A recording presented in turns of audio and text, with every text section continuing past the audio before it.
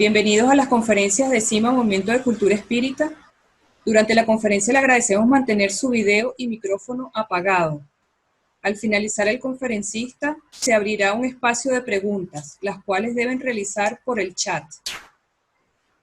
Esta conferencia será publicada en nuestro canal de YouTube, CIMA Movimiento Espírita Oficial. Para mayor información, los invitamos a visitar nuestra página web cimamovimientoespírita.org y seguirnos en nuestras redes sociales. A continuación con ustedes la licenciada Yolanda Clavijo, directora de CIMA Movimiento de Cultura Espírita Venezuela. Buenos días, queridos amigos que nos acompañan en la mañana dominical desde diferentes latitudes. Queridos miembros, compañeros de ideales del Movimiento de Cultura Espírita CIMA, les damos la más cordial bienvenida. Seguimos con el ciclo de conferencias que hemos programado para esta etapa de confinamiento, en donde participarán y participan expositores de diferentes países. En este espacio que ha sido diseñado como nuestra sede física, para el conocimiento, la cultura, la expresión de las potencialidades del espíritu. No quisiera dejar de hacer referencia esta mañana a que el pasado 20 de mayo, el Movimiento de Cultura Espírita CIMA cumplió 62 años de labor ininterrumpida, labor de enseñanza y de difusión de las ideas espíritas en una visión kardecista, laica, libre pensadora, humanista y progresista. A quienes lo han hecho posible, a los de antes y a los de ahora, nuestro agradecimiento infinito. En esta cálida mañana nos acompaña una conferencista que nos ha concedido el honor de participar con nosotros en estas actividades. Tenía entre sus planes venir a Venezuela ahorita en el mes de junio o julio. Ya ha estado aquí en congresos y nos ha acompañado en nuestras actividades. Como mujer, enaltece y reivindica el papel de las mujeres en el plano familiar, laboral, como trabajadora social, al profesional y especialmente como espírita. Voy a hacer tiene un amplio currículum. Normalmente se relaciona erróneamente al espiritismo con personas que no tienen formación. Esto desvirtúa, su currículum desvirtúa esa concepción errada y me voy a permitir leerlo. Graduada en Ciencias Biológicas, Matemática y Derecho. Maestría en Derecho Procesal. Especialización en Violencia Doméstica contra Niños y Adolescentes en la Universidad de San Pablo. Especialización en Derecho Sanitario en el Instituto Sirio-Libanés de Enseñanza e Investigación. Estudiosa de las políticas sobre dependencia química. Abogada, empresaria y consultora. Jueza de Derecho en el Tribunal de Justicia de San Pablo. Ha participado de la fundación de las siguientes instituciones: APAC, Asociación de Protección Carcelaria, Instituto de Protección e Inclusión Social, IPIS, Instituto de Cultura Espírita Hernani Guimaraes Andrade, Espacio Comunitario de Aprendizaje, Programa de Educación Integral, ECOA, Fundación Puerta Abierta, apoyo de tratamiento a personas en uso abusivo de alcohol y otras drogas, espírita de nacimiento, participó activamente de la infancia y juventudes espíritas, miembros de CPDOCI, Centro de Pesquisa y Documentación Espírita, delegada de CEPA, Asociación Espírita Internacional, miembro de CEPA Brasil, Asociación de Delegados y Amigos de CEPA en Brasil, participante del Centro de Estudios Espíritas José Herculano Pires, autora del libro Criminalidad, Educar o Castigar, actual presidenta de la Asociación Espírita Internacional, CEPA, antes Confederación Espírita Panamericana. Es una amiga de la casa, es una amiga del CIMA, es una persona de gran solvencia, humildad, a quien le brindamos un caluroso aplauso y todo nuestro cariño, y la vamos a dejar con la conferencia Sociedad, Espiritismo y Derechos Humanos. Bienvenida, Yacira da Silva, doctora Yacira da Silva. Muchas gracias, Yolanda, queridos amigos todos. Quero fazer agradecimento especial à generosidade dos amigos que dispõem de seu tempo para prestigiar este momento de habla, de conversação sobre espiritismo. Para mim é honor esta oportunidade. Estou muito agradecida, muito feliz, muito contenta de poder participar. Quero cumprimentar especialmente Yacira e Yolanda, que estão em la organização, por este belíssimo trabalho. Desde já quero fazer pedido de desculpa, de perdão a nossos amigos de habla espanhola, porque de hecho não hablo espanhol. Vou tentar portuñol para facilitar nossa compreensão. Pero já sei que vou cometer muitos errores, então desde agora estou me desculpando por isso. Hacemos nosotros esfuerzo de comunicación, pero es muy difícil dominar una lengua extranjera para una persona ya con edad avanzada, como es mi caso. Agradezco inmensamente a todos por estarem aqui compartilhando este momento. Vou compartilhar umas ideias que he desenvolvido ao longo de minha vida e contando com a colaboração de vocês em nossa discussão posterior. Uma pequena correção em minha apresentação, Yolanda, é que sou jueza jubilada, já não estou no Tribunal de Justiça desde 2017. Perfecto. Bien, entonces vamos a hablar ahora un poco al respecto de nuestro tema. A veces pensamos que un tema está superado, que ya se habló mucho, ya estudió mucho. Las manifestaciones diarias en el cotidiano de nuestra vida terminan demostrando que no, que es necesario estudiar más, hablar más, porque falta comprensión al respecto de él. Es para nosotros motivo de bastante sorpresa cuando vemos personas que se dicen espiritistas, que estudian espiritismo, poniéndose contrarias a los movimientos de defensa de los derechos humanos. Y pensamos nosotros, estamos defendiendo el espiritismo, las bases del espiritismo. Entonces no se comprende, pero a veces pasa eso. Y tendremos que hacer un esfuerzo de comprensión porque ni todas las personas entienden, comprenden las cosas por el mismo viés. Es natural que tendremos opiniones distintas.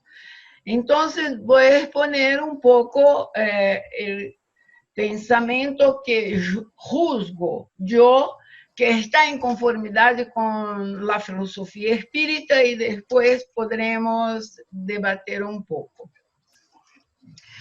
Me gostaria de saber se estão vendo as pantallas, se é possível a comunicação perfeita, se me escutam. Perfectamente. Está todo bem. Pido una vez más la ayuda de Yacira y Yolanda para llamar mi atención si algo no sale bien. No te preocupes. Perfecto, doctora, estamos atentos. Gracias. Mauro, por favor, vamos a sacar esto que está... Pergunta se eles estão vendo isso. Para mí sale una barra adelante de las pantallas. ¿Cómo está para ustedes? No, no tenemos ninguna barra. Está la figura de Albert Einstein y la cita de él. Sí. Vamos. Empiezo con esta frase atribuida a Albert Einstein, que llama nuestra atención. Los derechos humanos no están escritos en las estrellas, depende de los hombres construirlos. Entonces, ya empezamos con la convicción de que como todas las construcciones, esta también depende de un trabajo humano, está en nuestras manos. Estoy con dificultad. Sí, ahora sí.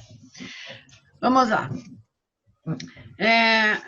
Vimos recientemente una noticia de que 304 personas activistas de los derechos humanos fueron muertas en el 2019. Y con tristeza pudimos comprobar que el mayor número, un gran número, está en Latinoamérica, de estas personas que fueron asesinadas porque estaban defendiendo los derechos humanos. Fueron 106 registros de asesinatos en Colombia, 31 Honduras, 23 Brasil, 23 México, 15 Guatemala y menos de 10 para otros países. Cuando pensamos que una persona es asesinada solamente porque lucha, defiende a los derechos humanos, hay algo muy serio en nuestra civilización. Hay algo que precisa estudio y cambio de comportamiento. Pero al final, ¿qué son y para quiénes son los derechos humanos? Voy a intentar poner aquí un video corto y que va a nos ayudar en esta comprensión. Chicas, por favor, vean se está saindo todo bem aqui. Se você é um advogado, a sua rotina jurídica pode estar mais ou menos assim. ¿Qué se escucha? ¿Se escucha? Tenho que pular o anúncio. Vamos. Agora sim.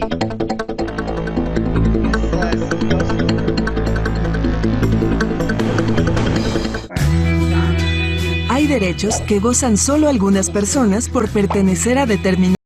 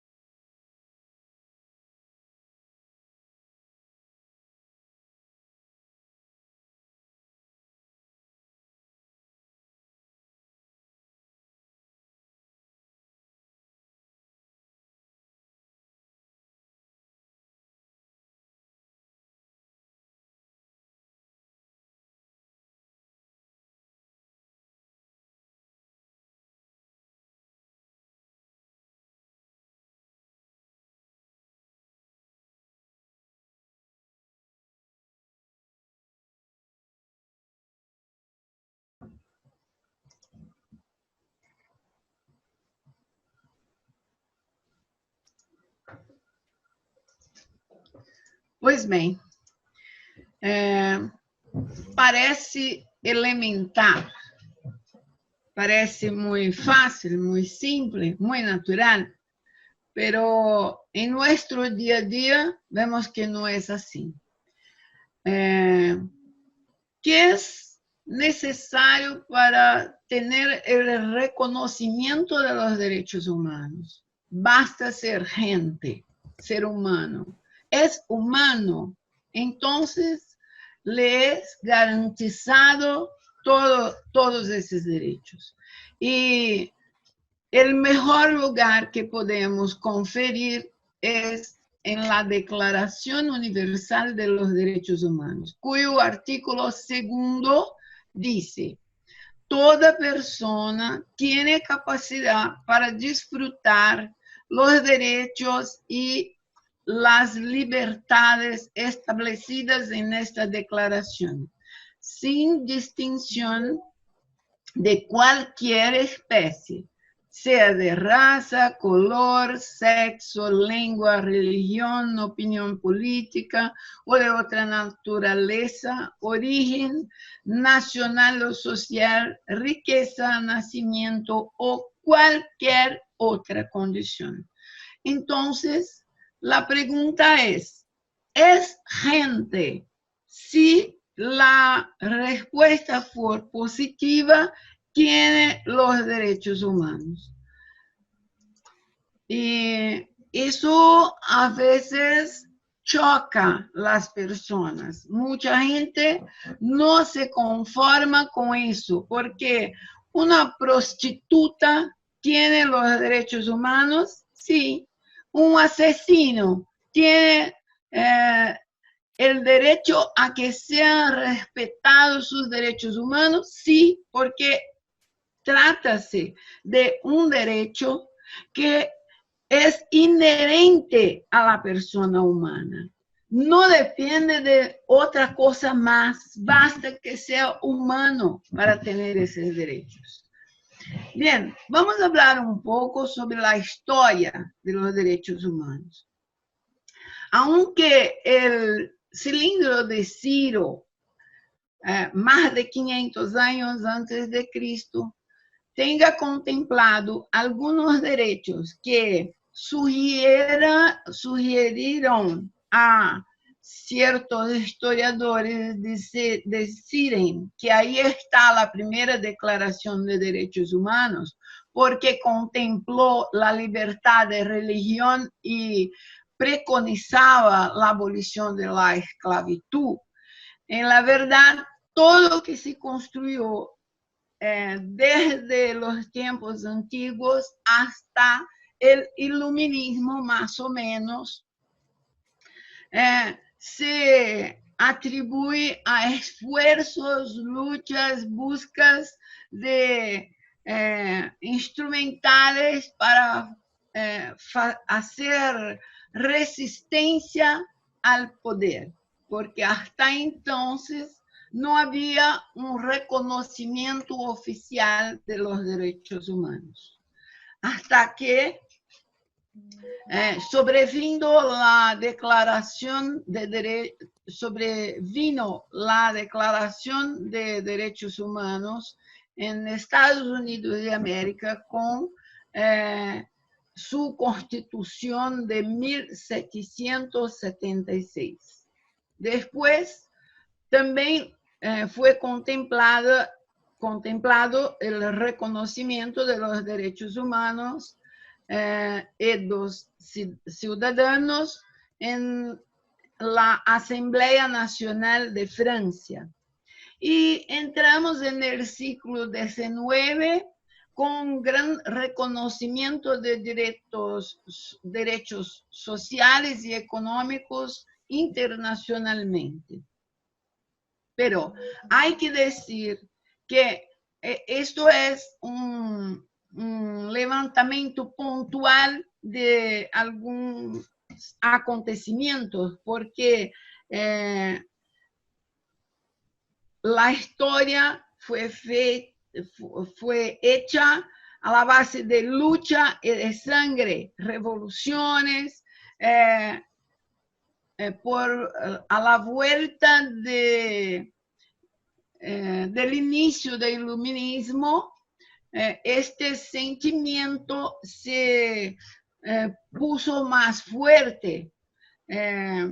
Movimientos de fuerza laboral empezaron a luchar contra la fuerza del capitalismo. Estos movimientos fueron creciendo hasta que explodió las guerras, las grandes guerras. Mas, definitivamente, solamente en 1948, después de la Segunda Gran Guerra Mundial, fue que tuvimos la Declaración Universal de los Derechos Humanos, con avances muy grandes porque tuvo abrangência mundial. Esta es una ley que fue traducida por todos los idiomas, la Declaración Universal de los Derechos Humanos. Ella, juntamente con el Pacto Internacional de Derechos Civiles y Políticos y el Pacto Internacional de Derechos Económicos, Sociales y Culturales, forma los tres instrumentos más importantes llamados Carta Internacional de los Derechos Humanos. Estoy con mucha dificultad porque entra una barra adelante de mi pantalla y yo no sé si miro la pantalla, si intento sacar la barra o si hablo naturalmente con ustedes. Caminhamos. Aquí no aparece, Yacira. Sí, felizmente. Bien, entonces, ¿cómo podríamos hacer un brevísimo resumen de la historia? Hay autores que dicen el siguiente: a la vuelta del siglo V antes de Cristo, más precisamente entre el siglo VIII y II antes de Cristo, hubo un periodo que algunos escritores llaman de eje axial. Está allí en torno del siglo V antes de Cristo.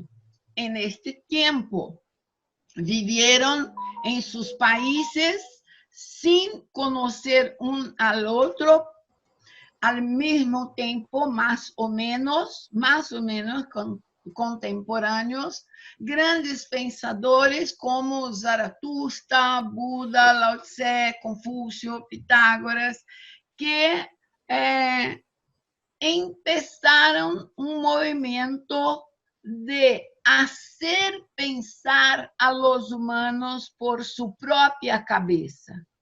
Ahí está, según algunos autores, las bases fundamentales del intelectualismo, porque hasta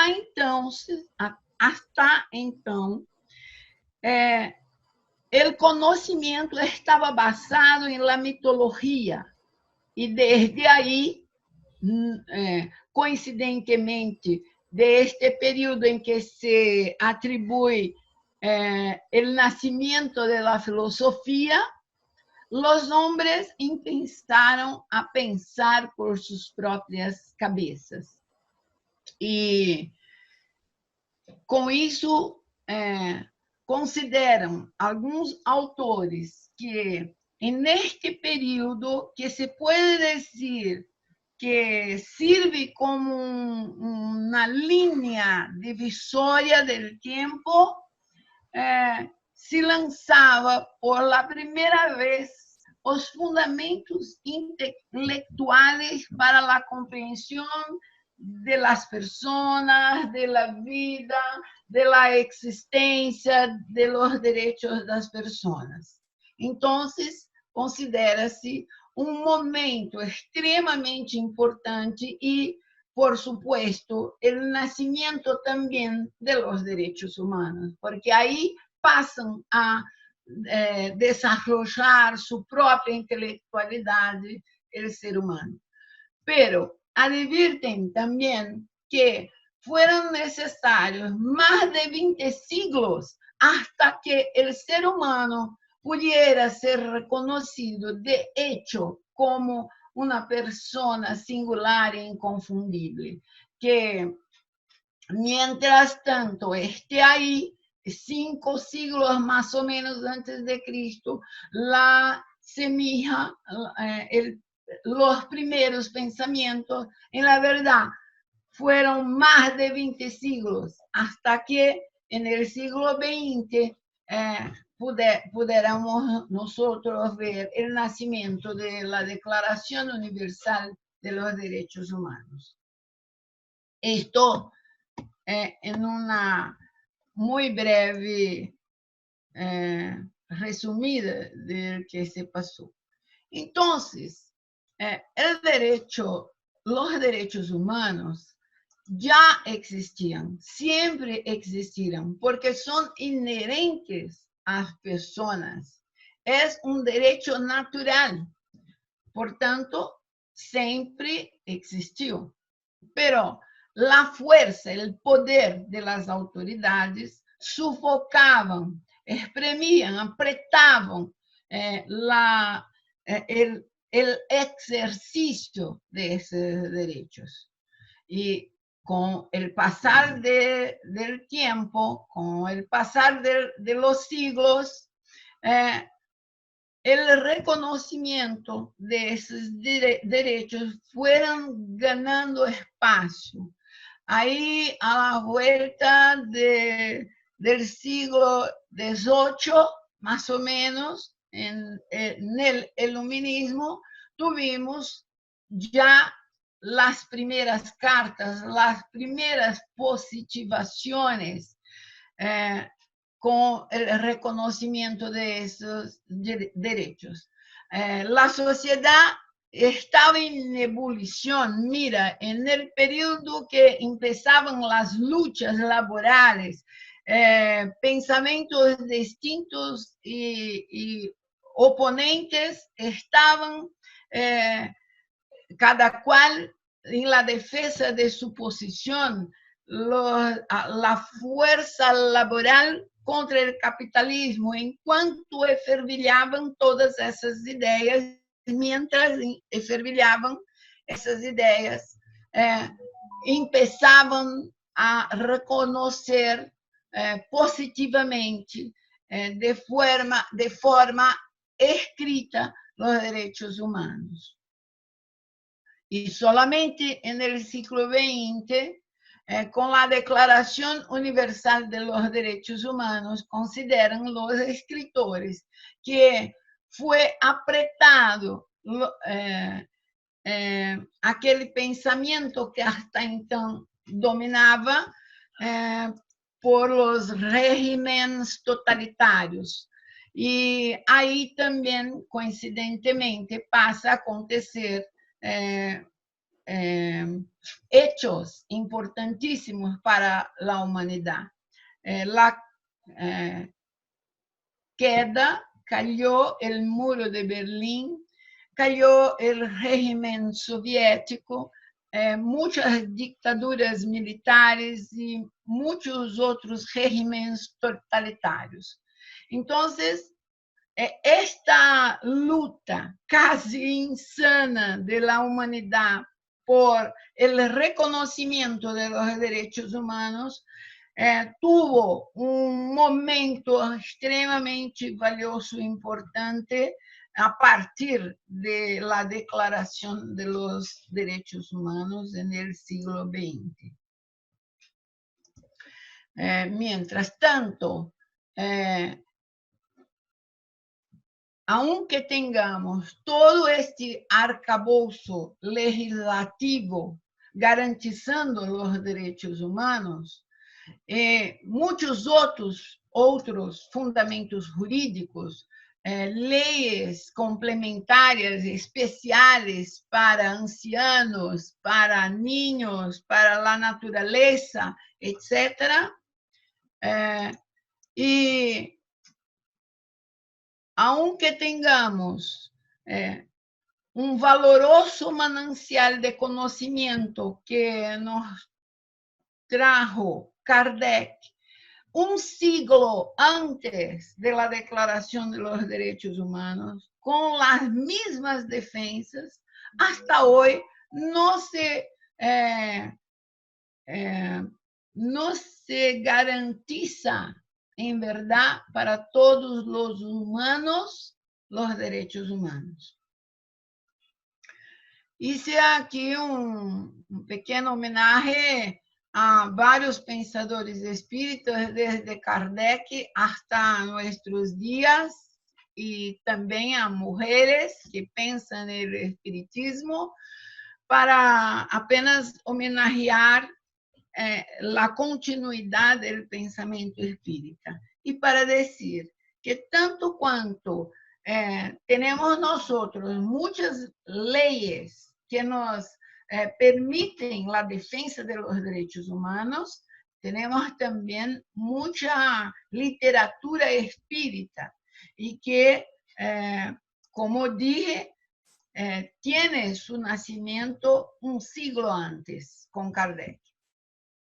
Al despecho de todo eso, podemos asegurar, podemos afirmar con mucha convicción que son algo de discriminación y de prejuicio abundantemente. Homosexuales, negros, pobres, presidiarios, egresados de la prisión, portadores de determinadas enfermedades o necesidades especiales, refugiados y tantas otras personas. Hay una visible afronta a la ley y a los derechos humanos. Tristemente tolerada y muchas veces incentivada por la sociedad. Y peor, negligenciada y hasta, para nuestra profunda tristeza, fomentada por el propio Estado. Pero estamos aquí discutiendo este asunto para vermos si nosotros podemos hacer algo. Vamos a comprender y reflexionar para ver si podemos hacer algo. Las imágenes que tenemos demuestran que el Estado no cumple su papel. Hay violaciones por muchas formas. Estas son algunas fotografías que demuestran cómo andan las prisiones. Un espacio que debería, no solo por el espiritismo, pero principalmente por la ley, servir como oportunidad de renovación, de restablecimiento de conducta, de resocialización, reeducación. Tristemente, tenemos imágenes de instituciones que dispensan tratamiento para enfermos, especialmente para enfermos psiquiátricos, de forma totalmente deshumana. Nuestros ancianos, nuestros niños, la salud, la educación. Podríamos listar aquí un gran número de violaciones que demuestran cuánto el Estado no confiere a todos los humanos respeto a los derechos humanos. Bien, si estamos hablando de espiritismo, tendremos de ver si la filosofía espírita ofrece sustentación, fundamentación para la defensa de los derechos humanos. Empezamos por la cuestión 132, que Kardec pregunta cuál es el objetivo, la finalidad de la encarnación. Y los espíritus contestan diciendo que para além de servir como oportunidad de aprender y crecer, que esta es la principal finalidad de la encarnación, sirve también para poner el espíritu en condiciones de soportar la parte que le toca en la obra de la creación. Entonces, a empezar por esta cuestión, tendremos de pensar que hay una parte en la obra de la creación que nos pertenece. Hay una obligación nuestra como seres humanos de preservar y de mejorar el planeta en el cual vivimos. Y esto está muy claro en esta cuestión. Y de ahí saltamos para la cuestión 932. ¿Por qué en el mundo tan a miúde la influencia de los malos sobrepuja a de los buenos? Por debilidad de estos.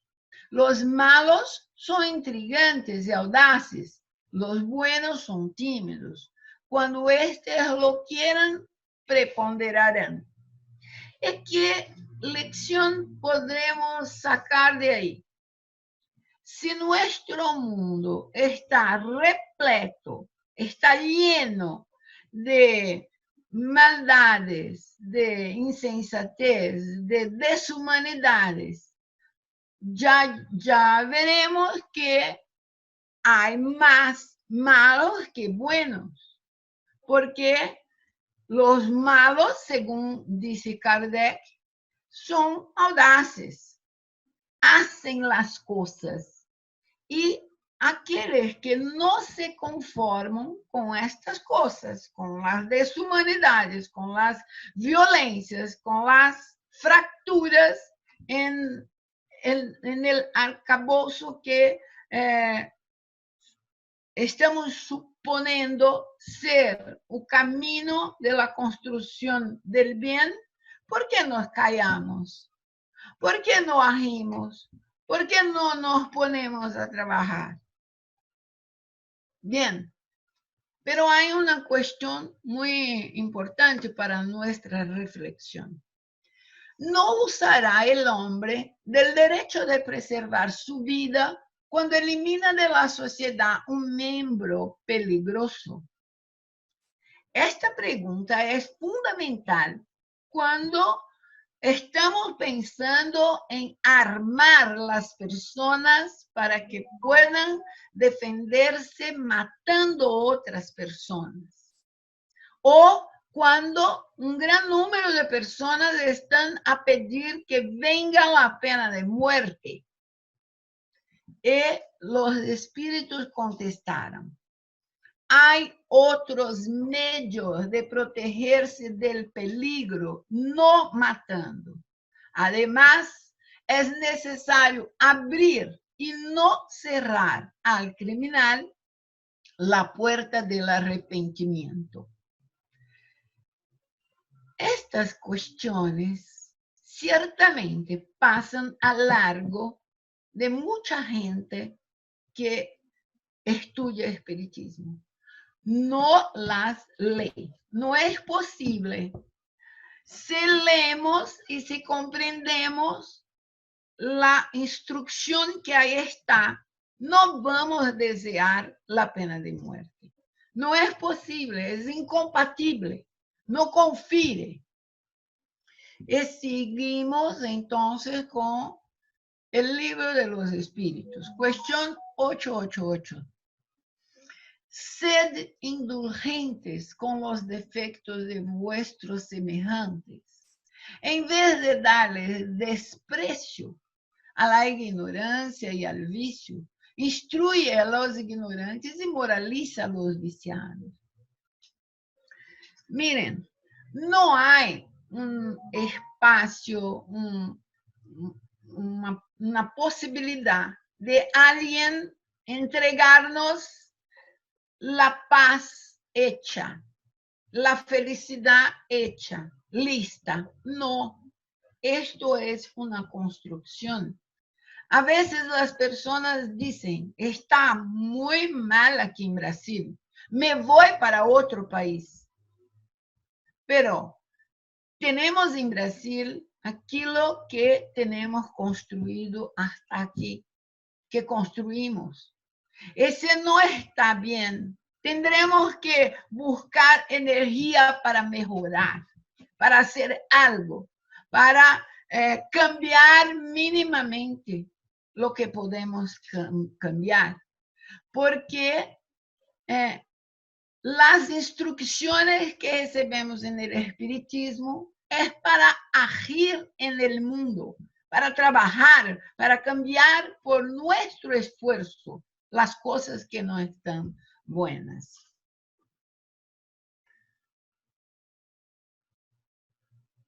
Resumidamente, entendemos que, de acuerdo con el espiritismo, el desrespeto a los derechos humanos es fruto del egoísmo humano. El egoísmo nos hace pensar que somos mejores que los otros. ¿Cómo pensamos que somos mejores que los otros? Alimentamos la desigualdad y otras tendencias ideológicas totalmente incompatibles con los principios espíritas.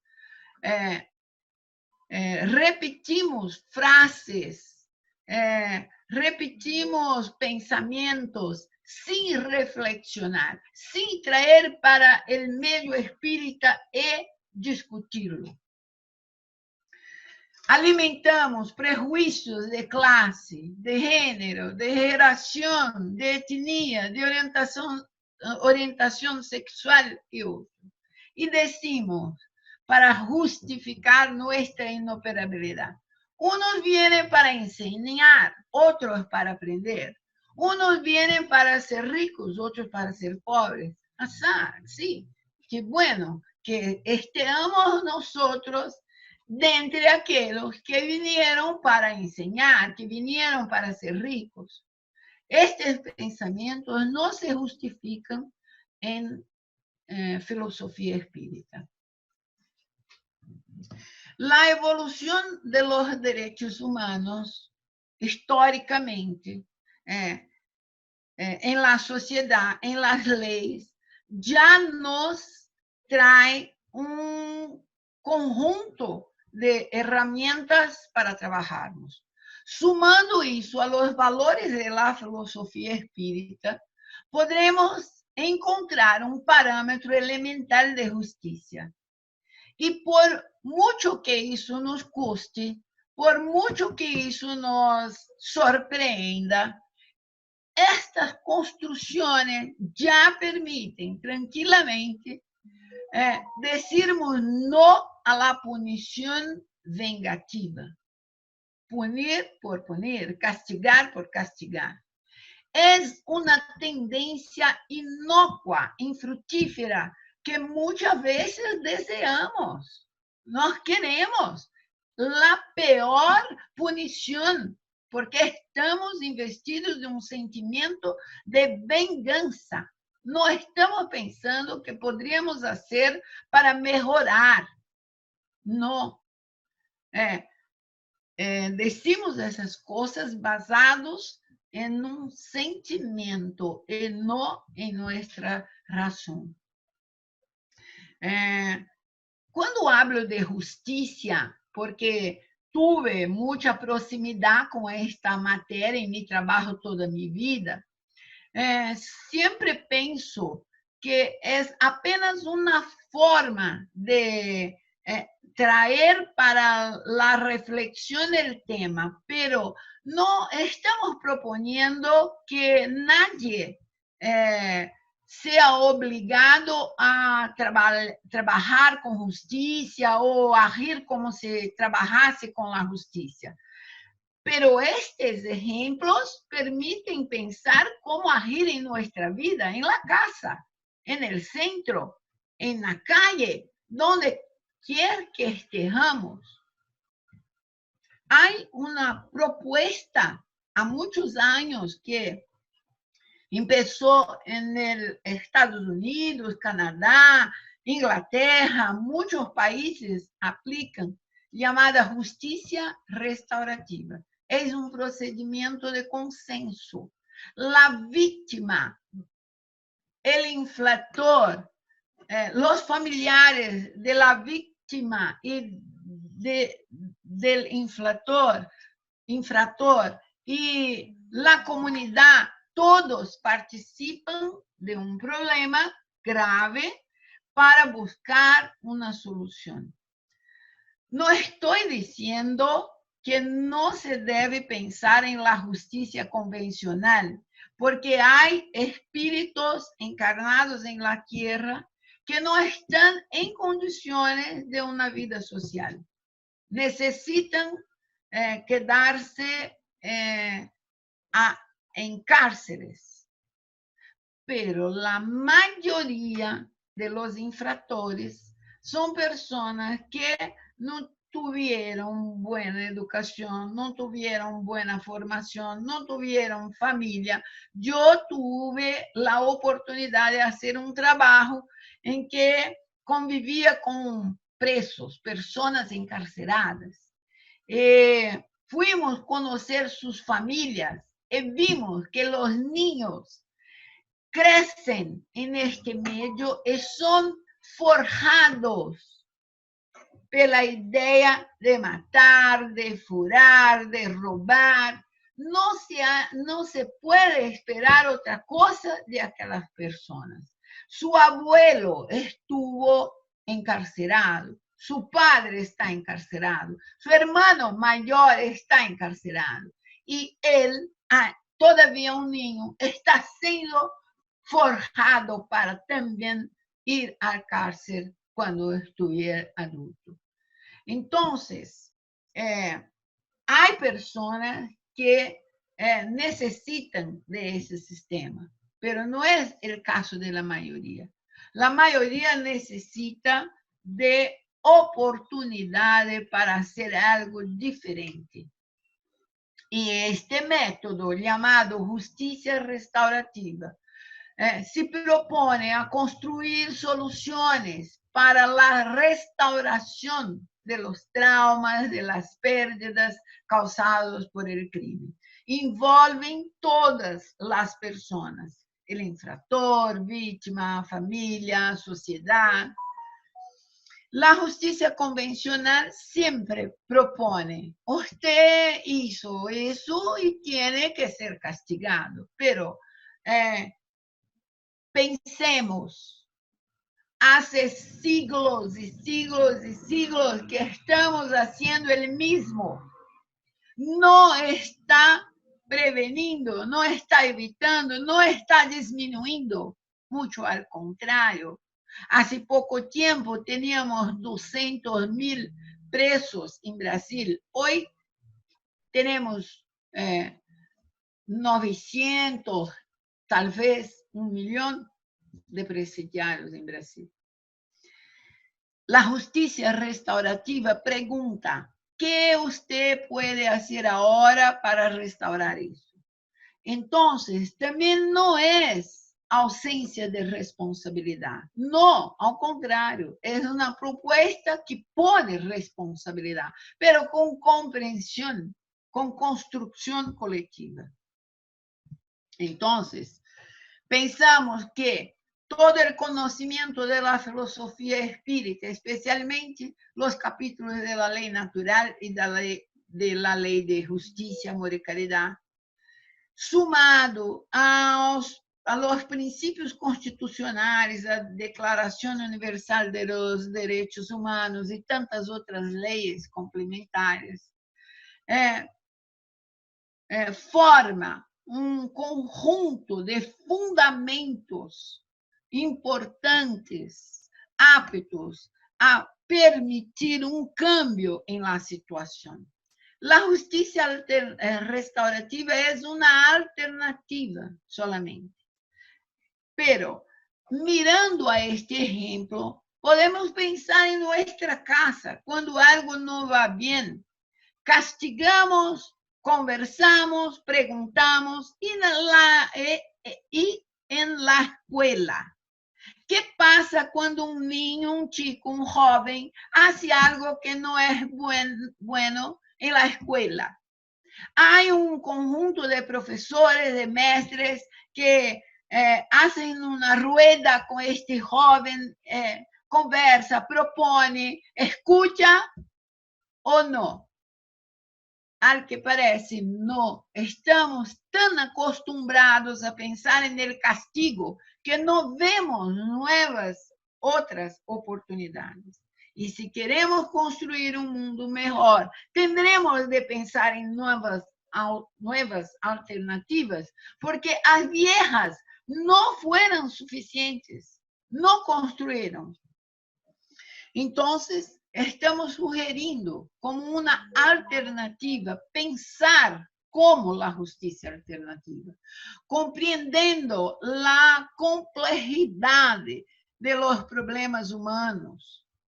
En lugar de adoptar métodos retributivos pura y simplemente, impositivos, agresivos, flageladores y angustiosos, quizás seamos capazes de pensar en este momento en cambiar los métodos utilizados hasta aquí. Para pensar la justicia de forma amplia y no solamente en el Tribunal de Justicia. Eso quiere decir que la propuesta espírita es para invertir en las personas, para trabajar con el potencial, la capacidad intelectual de las personas, a la vez de invertir en construcción de más y más prisiones, invertir en la educación, en la formación, en las personas. Ocurre que transformar los sistemas requiere procesos multifactoriales, requiere mucho trabajo. Entonces, es más fácil repetir todo lo que se hace há siglos, aunque no dé buen resultado. Pero no estamos conformados con eso. Estamos sugiriendo que pensemos en nuestras acciones individuales. Yo no puedo sola cambiar la cabeza de Bolsonaro. Yolanda sola no puede cambiar la cabeza de Maduro, que son dirigentes que tienen una influencia muy grande, pero Yolanda puede trabajar en su casa, en su centro, en su barrio, en su trabajo, así como yo puedo trabajar en mi casa, en mi ámbito de acercamiento. Y nuestras actitudes individuales reflejan el colectivo. Estaba generosamente presente aquí nuestro amigo promotor de justicia, Eduardo Valério, un gran compañero espírita, defensor de los derechos humanos. Su especialidad como promotor de justicia es la defensa de los derechos humanos. Estamos nosotros sabiendo que mientras estemos en cuarentena, él no para de trabajar, tiene trabajado mucho. ¿Por qué? Porque su trabajo es extremadamente importante en esta hora. Y él, como yo, como la dueña de casa, podemos influenciar a las personas por nuestras actitudes. ¿Cuántas políticas públicas fueron creadas a partir de acciones individuales de dueñas de casa? Entonces, tengo que me preguntar si mis acciones no son exclusivas. ¿Cómo estoy me comportando en mi vida, mi manera de ser como sujeto social? ¿Estoy produciendo qué tipo de referencia? Disculpe. A veces somos maestros, que hacemos como maestros, estamos reproduciendo mecánicamente lo que hacen por toda la vida, o estamos creando, o estamos plantando buenas ideas.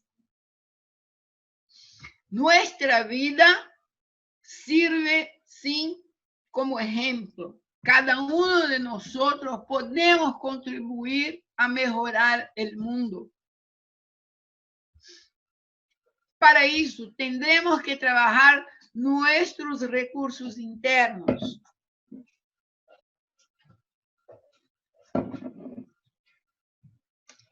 Cambiar la mirada. Porque tendremos que repetir, como todos dicen, que si un niño, un chico con 15 años puede conducir un coche, a países que puede, en Brasil no, solamente con 18, pero en Brasil con 16 se puede votar. Entonces se dice por aquí, si con 16 se puede votar, también se puede prender, poner en cárcel. Y pasamos a repetir como verdaderos, en Brasil decimos papagayo, no sé cómo se dice, la ave que repite cosas que no hacen sentido desde el punto de vista espírita. ¿Para dónde llevaremos las personas menores que si fueren responsabilizadas criminalmente?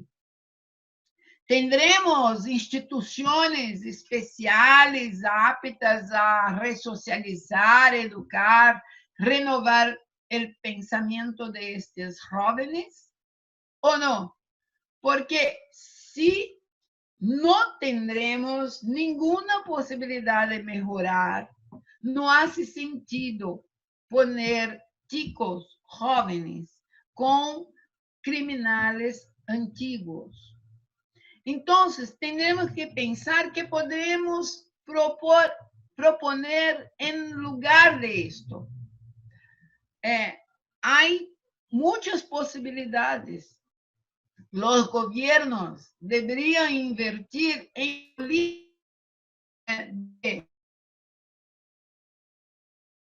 los estudios, actividades artísticas, esportivas, entretenimiento sadio, de sacar los niños y los chicos de los medios criminales. ¿Cuánta cosa se ha hacer para invertir en las personas a la vez de invertir en prisiones? Pero sin pensar, pasamos a repetir las cosas que hablan por ahí. Pero nosotros espíritas no podemos, porque tenemos otra bússola a seguir. Bien. Hay que pensar que no es fácil, no es simple cambiar nuestro modo de ver la vida para reconocer los derechos humanos. Es que fuimos entrenados desde muy pequeños, desde nuestra formación escolar, a ganar del otro. Todo es una competencia en nuestra vida desde muy pequeños. Aunque este referencial haya producido frustraciones, deseos de venganza, sentimientos malos de envidia, discordias sociales, estamos insistiendo en el mismo. Yo traje un ejemplo que me parece muy bonito. la tribu Zulu, un pueblo de la región de Sudáfrica, siempre que alguien de la tribu hace algo incorrecto o perjudicial, hacen una rueda alrededor de la persona y comienzan a decirle todo lo que ha hecho de bueno. Miren, en nuestra cultura occidental, nuestra formación es para el castigo, la punición. ¿Cómo cambiar esta cabeza que tenemos nosotros de siglos y siglos de formación para una posición tan distinta, tan diversa? Es preciso entrenar mudanzas en nuestro interior para llegar al punto de ayudar a las personas que sufren por la ignorancia a la vez de castigar.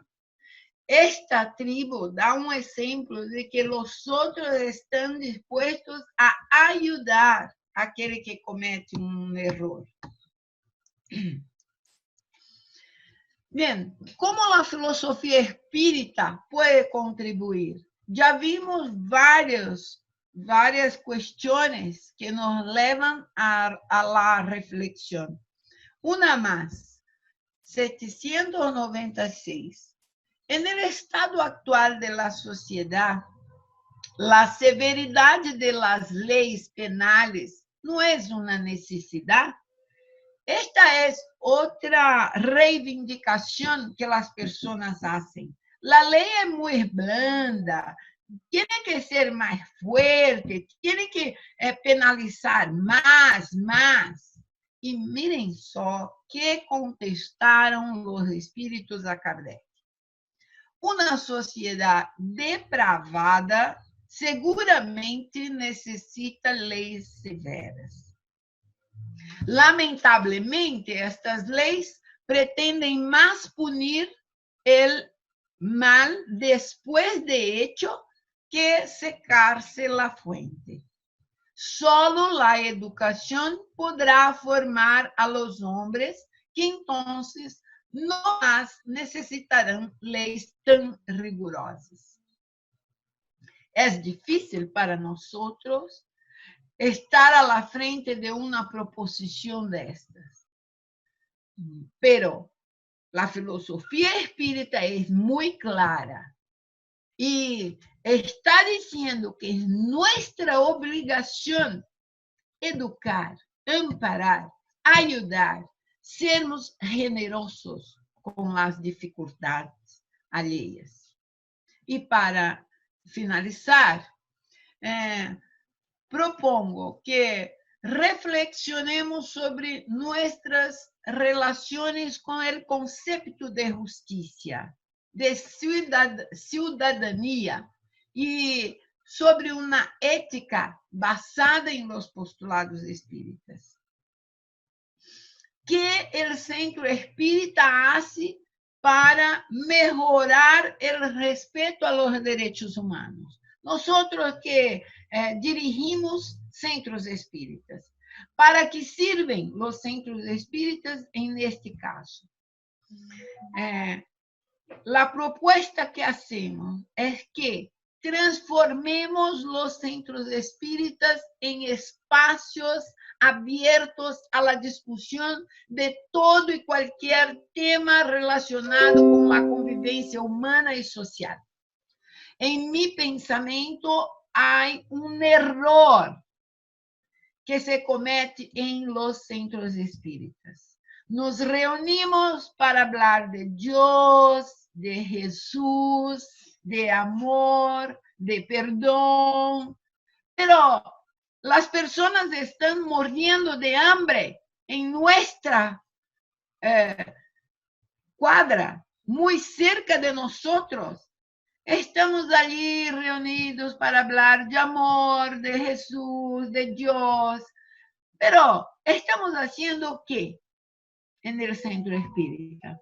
En el centro espírita discutimos, por ejemplo, ¿qué debemos hacer nosotros si estuviéramos en la calle y vimos un homosexual siendo agredido, violentado? Estos temas tienen que ser discutidos en la casa espírita. La casa espírita debe servir para mejorar nuestra conducta lá fora. Cómo agir lá fora. Que pueda el centro espírita actuar y pensar en la ciudadanía y la justicia por las directrices efectivamente ofrecidas por la filosofía espírita. Que tengamos la capacidad de construir un sistema de efectivo respeto por los derechos humanos.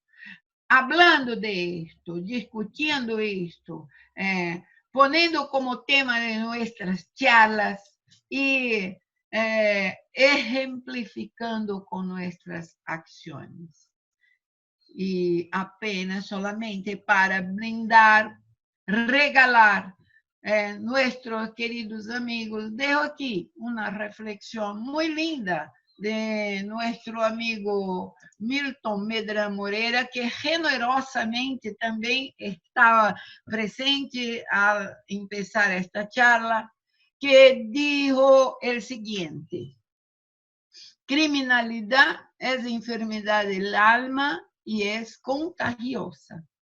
El egoísmo de algunos, la injusticia social, el orgullo y la arrogancia de tantos, la falta de solidaridad son agentes desencadenadores del crimen, cuyos efectos afectan culpados e inocentes.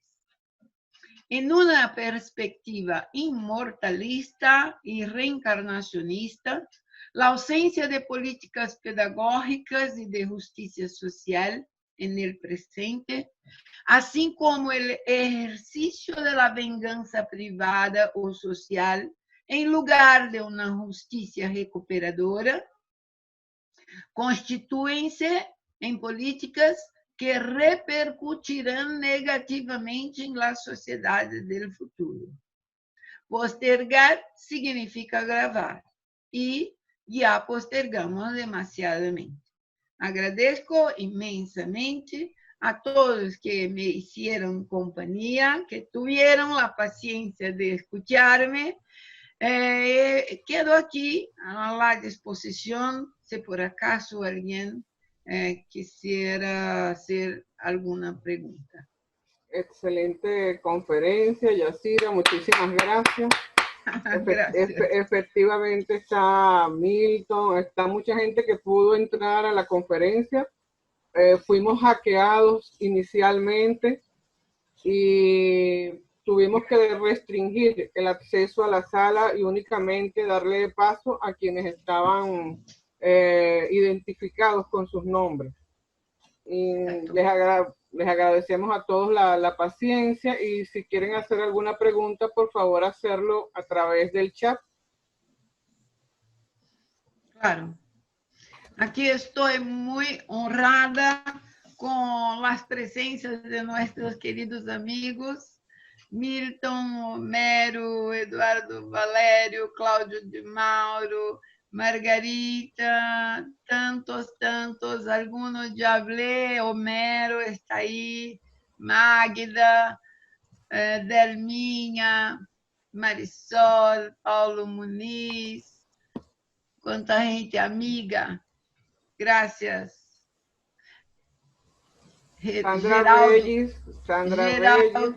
Geraldo Pires, Marta, Nieves, querida, José Abreu, Maíra Espínola, linda, gracias Maíra. Cuánta gente, cuántos amigos. Aquí tienes algunas preguntas, Yacira, una por una te van a ir realizando, Yacira. Para hablar, si quieres, me habla. Claro. Yo quiero escribir. Yacira. Sí, voy. La primera. Sí. La pregunta de Conchita Delgado. Ya, un momentico. Sí, un momento que vamos a ponerlos a todos en mute porque hay unas personas que están allí.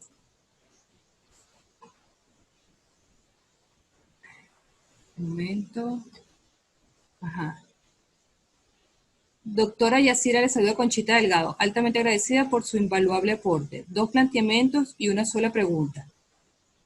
Sin lugar a dudas, la ONU y la Carta Internacional de los Derechos Humanos fueron trascendentales en su momento. Ahora, sin embargo, pareciera por una parte que la ONU quedó para reuniones de un grupo de burócratas y por otra parte que la Carta es letra muerta. Segundo, da la impresión de que el tráfico humano se profundiza y agudiza y que las prácticas son cada vez más cruentas y despiadadas. Estamos frente a un retroceso de la humanidad. Esa es una de las preguntas. No sé si quiere que le haga todas las preguntas. Gracias, Conchita, por su cuestión. Bueno, antes de todo, Conchita, no podemos perder de vista que las instituciones son hechas de personas. Eso es fundamental porque las instituciones son abstracciones jurídicas. El que existe verdaderamente son las personas que dirigen las instituciones. Y a veces las instituciones cambian sus representantes, siempre cambian. A veces tiene representantes más comprometidos, a veces menos. Ahora, no creo que la carta sea letra muerta, porque mucho se cambió después de ella. Ella tiene un significado muy fuerte y hubo un avance muy grande después de ella. Entonces, constantemente la carta está influenciando otras leyes. Ahora todo el mundo está pasando por un momento de editar leyes de protección de datos, porque vivimos en un mundo digital, un mundo virtual. Entonces, todos los países están buscando editar leyes de protección de datos personales. ¿En qué está basada esta ley? En un derecho fundamental que se llama privacidad, que está en el artículo 12 de la Declaración Universal de los Derechos Humanos. Entonces, aunque veamos constantemente desobediencia, no observancia de la Carta, ella está ahí inspirando otras leyes y haciendo cambios importantes. Y si estamos en un retroceso, discutimos mucho a veces si la evolución es lineal, si nosotros solamente mejoramos, evoluimos, o si este proceso es elíptico, se da en forma espiral, a veces nos vemos un poco más adelante, a veces retroagimos un poco más adelante. Hay mucha discusión al respecto de eso. Personalmente, creo con Kardec que la evolución atingida no regresa, no tiene cómo regresar. Es como enseñar a una persona a leer, escribir, y después que ya sabe leer, decir, ahora no vas más a saber leer. No hay cómo hacer eso. Por eso considero que la verdadera evolución no retroaje, porque no hay cómo retroagir. Pero vivimos en un mundo plural. Las cosas no pasan apenas por la cabeza de un humano. Todos nosotros influenciamos, como dije a poco, personalmente la vida. Y las instituciones también. Mira, en Brasil ya tuvimos diversos tipos de gobernantes. Pasamos por ditadura militar, pasamos por un gobierno un poco más liberal, otro un poco más tendiente al social. Mientras tanto, hasta hoy no atingimos de ningún modo el nivel deseado de respeto a los derechos humanos. Y ahora tenemos un gobierno que no es comprometido con eso, no tiene su preocupación.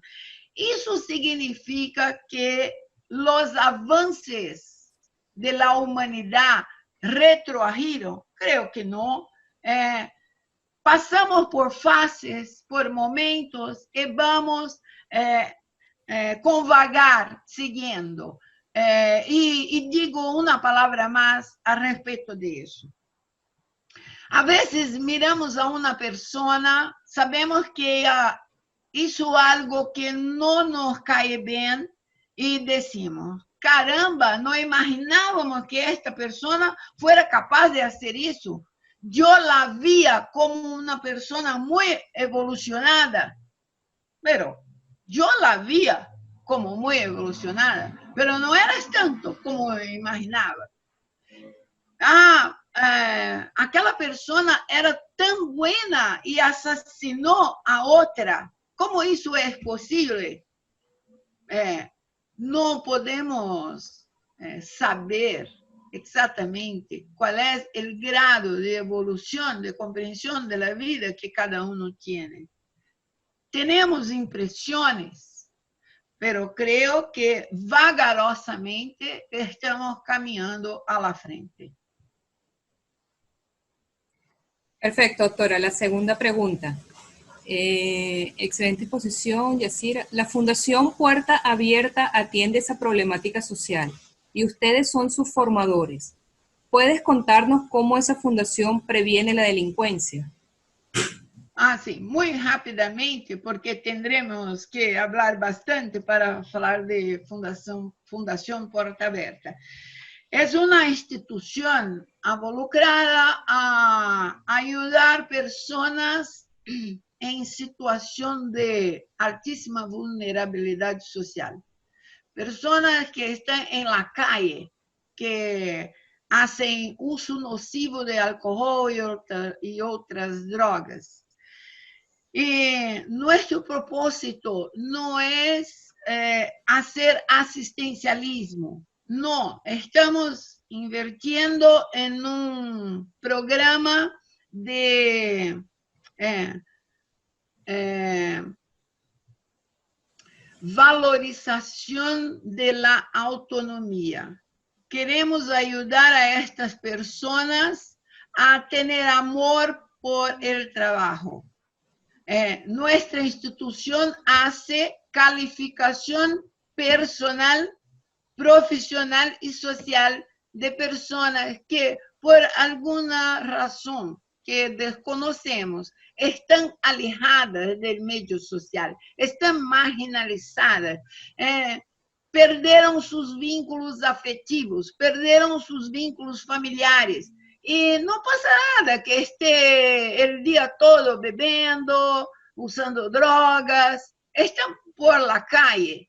Y nosotros estamos trabajando para recuperar la potencia, el empoderar y empoderar a estas personas para que se enxerguen, se vean como personas dotadas de capacidad, de valores, de talentos. Muchas tienen talentos inimaginables de arte, de pintura, de música, de capacidad intelectual que a veces nos asombra. Estamos ahí para ayudar a estas personas a se inserir en el mundo del trabajo, para tener autonomía. Esto que hacemos nosotros por un conjunto de acciones que no se restringe solamente a enseñar una profesión. Muchos de ellos tienen profesión. Hay personas en la calle bebiendo, usando drogas, que son pilotos de avión, que son abogados, que son ingenieros. Entonces, a veces, la persona tiene una profesión, pero ela necesita de otras cosas que estamos intentando dar. Perfecto. La otra pregunta. Carlos Alayón. Estimada doctora, ¿me puede ilustrar dónde comienzan los deberes de aquellos seres humanos que han violentado los derechos de las personas virtuosas? Excelente pergunta, muchas gracias por ela. Siempre que hablo sobre este tema, o cuando era jueza, hice un trabajo en la cárcel, dentro de la prisión. Iba a hacer charlas sobre esto y las personas me preguntaban, ¿cómo puede pensar que debemos dar una atención, algún respeto a alguien que tuviera, por ejemplo, estuprada a tu hija? Preguntaba a mí. Y yo siempre contesto que nosotros tenemos sentimiento, es natural. A veces sentimos rabia, a veces sentimos odio, deseo de venganza, es natural, somos humanos. Y no podríamos imaginar que fuéramos distintos de eso. Pero las políticas públicas no se hacen con sentimiento, se hace con la razón. Entonces, te hago una pregunta. Tiene un joven que molestó a una chica, hizo algo muy grave. Y otro joven que también hizo algo muy grave, otra cosa muy fea, asesinó a una persona. Dos jóvenes, 15, 16 años. Uno de ellos será puesto en una institución de invertimento en las personas. Va a estudiar, va a trabajar, va a tener oportunidad de entrar en contacto con la cultura de toda especie, hacer esporte, va a tener diversas responsabilidades en una institución. El otro va a una institución común, pero el crimen que cometió provocó una reacción muy mala en la sociedad y cae allí en un ambiente que alguien ya sabe de todo eso y empiezan a castigarlo. Y es castigado día por día, a porrete, muchas veces, por años. Algunos años después, vuelven estos dos jóvenes a la sociedad. ¿Piensas tú que la sociedad va a ganar más con la vuelta de cuál de esos dos jóvenes? De aquel que estuviera algum tempo estudando, trabalhando, recebendo oportunidades, ou ganhará com aquele que foi castigado até sangrar. Nosso desejo, a vezes, é de castigar até sangrar, porque é nosso coração que está reaccionando. Pero las políticas, las autoridades, las personas que conducen la humanidad tienen que pensar, tienen que agir con la cabeza. Y estamos aquí afirmando derechos humanos inherentes a la persona humana. Mientras no los reconociésemos, ellos existirían porque es un derecho natural. Todo ser humano tiene el derecho de comer. Comer para sobreviver é um direito natural do ser humano. O primata buscava sua alimentação, o selvagem buscava sua alimentação e, enquanto viver, o homem vai buscar sua alimentação. É um direito natural, inerente, de dormir, de descansar, de ter salud. Son derechos que, independientemente de la persona estar en una condición mala, de criminal o de prostitución, de cualquier otra, tiene, porque son derechos del ser humano. Para além de otros tantos derechos que deberíamos concederlo, darle. Bien. Perfecto, doctora. La última pregunta de Eurídice. Saludos, doctora, desde Caracas, Venezuela. ¿La humanidad en general realmente puede dar cabida y entender el alcance de la justicia restaurativa? Mi pregunta si está en condiciones de comprender. Un momento. ¿La humanidad en general realmente puede dar cabida y entender el alcance de la justicia restaurativa? Como dije, entiendo que es una alternativa, un modelo, un procedimiento. Como el nuestro no dio buen resultado, no tenemos pruebas de que nuestro sistema criminal produce efecto. Cuando era juez criminal, me sentía muy mal, haciendo sentencias, condenando personas, condenando personas, condenando personas. ¿A qué? Yo me preguntaba como juez criminal, ¿qué estoy produciendo de buen para mi sociedad? ¿Qué estoy haciendo de buen? Trabajaba como loca día y noche para dar sentencias de condenar ¿a qué?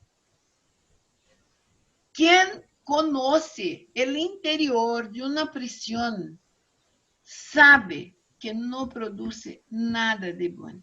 A veces, como dije, hay casos que no tenemos todavía solución. Tendremos que sacar del medio social. Pero mismo en este caso, esta persona tiene derecho a instrucción. Y es mejor para quién que ella tenga instrucción. Para nosotros, porque miren, el sistema que juzga y castiga penalmente está voltado para la sociedad. La finalidad es punitiva, pero es también reeducativa. La pena tiene dos finalidades, punir y reeducar. Y si no estamos reeducando, si no estamos consiguiendo lo que más ayudaría a la sociedad, porque las personas vuelven al medio social. Ah, você não disse, tú no dijiste a respecto de la pena de muerte. ¿Por qué no la pena de muerte? Por muchas razones. Aquí en Brasil, estos días vimos en la TV el caso de dos jóvenes que fueron presos, fueron al cárcel sin hacer nada de error. Fueron pegos equivocadamente. Estuvieron un mes en el cárcel. Como este caso, hay otros. La justicia es hecha por humanos y humanos erran.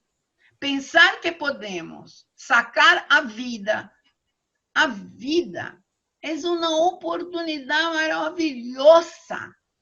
Yo tuve un profesor en mi facultad que empezó a estudiar Derecho con 59 años de edad.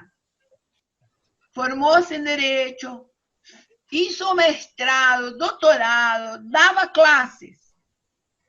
Llamábamos de tio Vicente. Tio porque es idoso. Tenía 70 y tantos.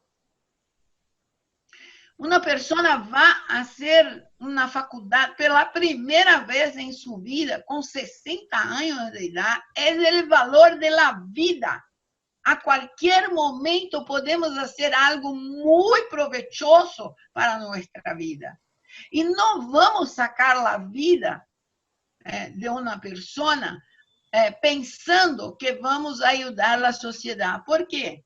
Porque se hoje pudiéramos poner em um estádio, em um espaço qualquer, todos os criminais, todos, sem exceção, e fuzilássemos a todos, amanhã, que passaria?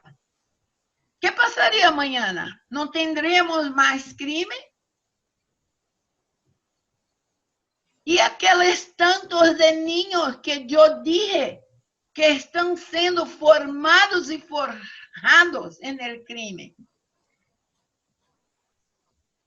Ou invertimos em las pessoas, em la educação, em la formação, em outros meios de viver, outras formas de encarar a vida, ou não conseguiremos resultado. Como não temos conseguido? Estamos nesta prática há centenas e centenas de anos. Às vezes agravamos um pouco mais, às vezes agravamos um pouco menos as penas e seguimos sempre com o mesmo propósito de castigar, de retribuir a conduta. Agora, há um argumento espírita incontestável. Há muitas e muitas organizações que não têm nada a ver com o espiritismo e são contrárias fortemente à pena de morte. Mas espírita não pode ser favorável à pena de morte. Não é possível. Por quê? Porque espírita sabe que quem pensa, quem delibera é o espírito e não é o corpo. O corpo não faz nada sem espírito. Então, enquanto está em la vida física, o espírito está aprisionado às condições que solamente aquele corpo pode oferecer. Se libertamos o espírito deste corpo, pode fazer muito mais, estará livre do corpo. Então, só há um caminho: a educação, a formação, a melhoria. Por muito que isto custe, por muitas vezes que tengamos que volver aqui, o caminho é este. Nós que estamos alienos desse mundo criminal bárbaro, pensamos que somos grande coisa e que já caminhamos muito. Mas também temos muitas falhas, enormes falhas. Sofrimos de tantos males, somos egoístas, temos envidia, temos orgulho, queremos ser melhores que os outros, temos vaidade, temos uma infinidade de problemas que também não queremos ser castigados por eles. Queremos aprender, queremos oportunidade para melhorar. Então, que a justiça restaurativa seja um exemplo. É isso que estou propondo, para pensarmos na justiça em nossa vida cotidiana. Será que foi justa com meu marido, com minha hija? Se fuera eu em lugar de minha hija, me quedaria feliz com o que hice eu para ela? Que pensemos diariamente como ajudar verdadeiramente as pessoas, incluso da sociedade que pudermos alcançar. É como penso. Perfecto, doctora. Ya esa era la última pregunta. Le la palabra a la licenciada Yolanda Clavijo. Tienes por aquí también algunas felicitaciones, Yacira, que nos gustaría leer. Te dice: muy buena conferencia, la comprendí en su totalidad. Tuve mucho contacto con presidiarios y su mayoría son hermosos seres humanos. Si se invierte en prevención, existirán más espíritus buenos físicamente. Excelente. Otra persona dice: excelente conferencia, importante y fundamental el tema para reflexionar acerca de él y poner en práctica como bien nos incentivan nuestros estudios espíritas en nuestro entorno familiar, social, laboral. Un gran abrazo fraternal. Así tienes varias felicitaciones. Nosotros muy satisfechos de que estés con nosotros. Tenemos gente a la gustaría nombrar. Está Celia Aldegalega de Portugal acompañándonos, José Abreu, el doctor Milton Medrán Moreira, Sandra Reyes, Delma, Claudio Di Mauro, Magda, Ventura Hansen, Eurídice, Ana Contreras, Margarita Ruiz, mucha gente muy querida que ha estado muy pendiente de la conferencia. Lamentablemente tuvimos algunas fallas al inicio, pero las iremos solucionando a la medida que avancemos. Voy a pedirte, Yacira, abra los micrófonos para darle un aplauso a Yacira, a la doctora Yacira da Silva. E la imagen também, la imagen. Vamos. La imagen. Eso que abram las imágenes. Pueden abrir sus caras aí. Olha o Sí. Nieves, Plínio, Marisol. Enhorabuena, Yacira. Oi, querida. Olá, Yacira. Olá, Milton. Gracias, amigos queridos. Felicitaciones. Gustavo, Homero. Ai, que lindos. Muito obrigada. Delícia de encontro. Quero registrar meu agradecimento profundo pela oportunidade. Na verdade, não é uma conferência, é um bate-papo aqui sobre um tema que é tão caro. Então, agradeço imensamente pela paciência de vocês de ficar aí. É um apoio muito gostoso. Muito obrigada. Abraço. Obrigada para o meu marido querido que ficou aqui, ó, mas pra cá, o tempo todo.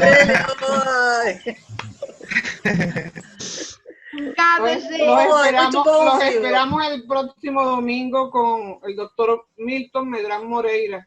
Opa! Tocará un tema muy importante. Estamos ahí. Falar sobre o que, o Milton? El derecho a la vida desde una perspectiva kardecista. Ótimo, muito bom. Para adiantar aqui o nosso convite para o Centro Espírita Allan Kardec de Santos. Milton, Jacira, Mauro vão receber os convites, tá bom? Nada. Bye. Mucho cariño, Sandra, también desde Venezuela, desde todos los espíritas venezolanos. Saudades de todos vocês, muitas saudades, viu? Felicitaciones. Yolanda, um agradecimento muito especial para os amigos da Venezuela. Tinha tanta gente da Venezuela. Muito obrigada, o pessoal do CIMA. Obrigada, viu? Muchas gracias, profesora Yacira. Excelente conferencia. La felicito.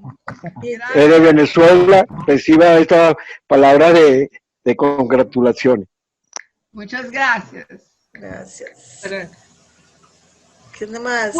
Puderam compreender, apesar de misturar português com... Excelente. Perfecto. Español. Sí. Mejor imposible. Ai, que bom. Perfecta.